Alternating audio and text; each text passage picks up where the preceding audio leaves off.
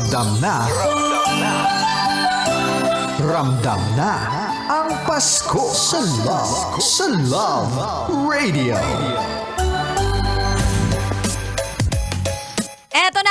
Eto na ang SPG as in Super Pasko Ganern. Special shoutout program of DJ Raketera ngayong holiday season. At meron na nga po tayong special shoutout mula na naman sa ating live audience. Siya po ay si... True name mo na lang ba yung sabihin ko? Okay, sige. Walang tinatago! Kuya Arvin Ganado! Laban, i-shoutout mo na yarn! Shoutout nga pala sa tropa kong may utang sa akin. Binata at dalaga na yung anak mo, hindi ka pa nagbabayad ng utang mo.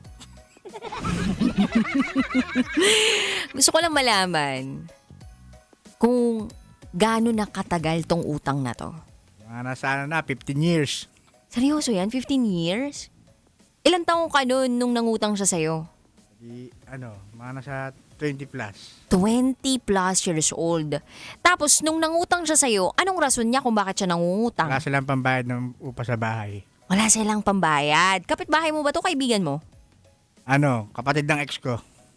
Wow, ex mo na, kapatid ng ex mo. Baka kinalimutan ka na ng ex mo, kasabay nun, kinalimutan na rin yung utang. Nalimutan talaga ako kasi bumalik dun sa dating boyfriend, dun nagpakasal eh. Ay, may sama ng loob talaga itong si Kuya Arbs. Pero gusto muna nating malaman kung hindi na ba nagre-reply sa'yo etong nangutang sa'yo. Minsan, nangangamusta siya pero nanghihingi ng load. Wow! Saan siya kumukuha ng kapal ng muka at lakas ng loob para manghingi pa ng load?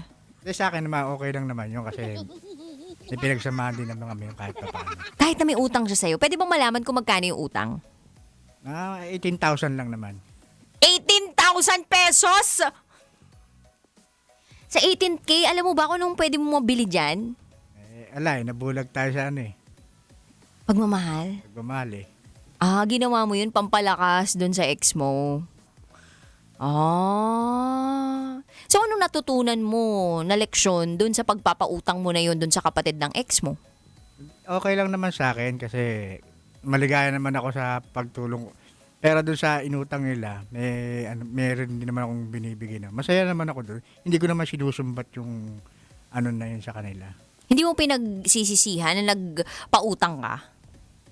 Nandun na rin siguro yun kasi... Pero siyempre, yung kapatid niya, minahal mo naman yun, di ba? Hindi ko minahal, ikaw yung nagmahal. Minahal ko naman yun. Okay. Minahal mo naman. Ilang taon ba kayo ng ex mo na yun? Maabot din naman ng 6 years. Inabot din kayo ng 6 na taon. At 3 girlfriend ako, puro 6 years lahat yun. 666 ka na. Sa susunod dun, maswerte ka na. Ayoko Kasi napagdaanan mo na yung kay evil side eh. Ngayon, nasa good side ka na. Mali mo naman, umabot naman ng 7. Yun susunod. May dumating, di salamat. Pero palagay mo, magpapautang ka pa ba ulit dun sa kapatid na magiging jowa mo? Pag siguro yung emergency, ganun. Ang dami mo Basta naman kung meron pera, ako. Kuya Arbs. Baka pwedeng ako na lang yung pautangin mo. Pag may pera ako. Ganun ka, yung kahit mawalan ka na ng pera, basta kapag meron ka, ibibigay mo pa. Hindi naman kasi biglayan yun yung utang na yun. Nagpatong-patong. Nagpatong-patong lang. Tingmang magkano yung inihiram sa'yo? Minsan 2,000, 3,000. Gusto mo ba i-name drop ngayon? Wag na. Wag na. Baka nakikinig eh. Baka nakikinig. Pero ano na lang mensahe mo dun sa mga hindi nagbabayad ng utang sa'yo? Dapat, pag nangutang kayo, magbayad kayo para nakakaulit kayo. Gusto mo pa umulit sa'yo ng utang, Ayan, narinig niyo po yung sinabi ni Kuya Arbs. Magbayad kayo para nakakaulit kayo kasi hindi lang, parang, alam mo yun, yung pinagsamahan yung nasisira, kundi yung tiwalang ibinigay mo. Oo, tama. Anong learning lesson mo dun? ano na lang, siguro, pagka dumating man nun, titignan ko na lang siguro yung ano, kung papahiramin ko ba o ano, kung yung pakiramdaman ko kung meron ba siyang pambabayad pag nangutang siya na ano. Hindi dapat isang lana lang yung asawa, di ba? Kung sakaling walang pambayad, ang asawa na lang yung kapalit, pambayad na utang. Pwede ba yun? Payag ka doon? Paano kung maganda yung asawa, hot, sexy, Ay, ganyan? di na eh, nilawayan niya na yun eh. So kapag nilawayan ng iba, ayaw mo na, paano kapag gano'n lang? Pera usog lang, diba? Alam mo yon yung tipong parang anong tawag doon yung... Ano, nilawayan mo yung... nilawayan yung pera usog, ganyan. Nilawayan mo. Paano kung gano'n? Hindi, ano, wala naman sa akin problema kung ano, sa akin naman, tumatanggap naman ako kahit bakit. Wala naman sa akin, hindi naman sa akin importante kung maganda o hindi. Alam mo sa akin, importante sa akin yung ugali. Alam na this, gusto mo ba rin bang katulad ni Kuya Mark?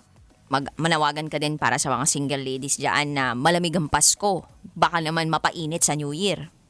Ibang klaseng putukan yung maganap, di pa uli ang lahat.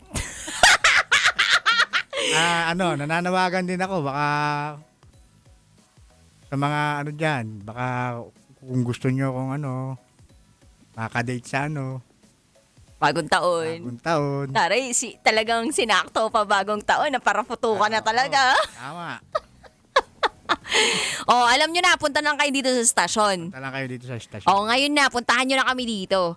Anyway, kabisyo, maraming salamat ha. Kuya Arbs, salamat. At sa mga kabisyo natin out there na gustong shout out ng kanilang mga minamahal, kakilala, nangutang sa kanila, ng mga tao, kahit sino pa yan sa inyong buhay, pwede mo yan i-shoutout dito. PM ka lang sa aking Facebook page. Pero kung gusto mong live ang shoutout ko, di punta ka lang dito sa Love Radio. Hanggang alas 12 pa tayo magkakasama ngayong gabing ito. Kapiling ang Basa Princess DJ Rocketera. At kayo nakatutok dito sa 90.7 Love Radio.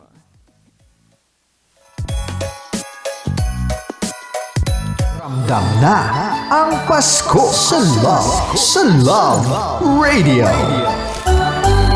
Basic!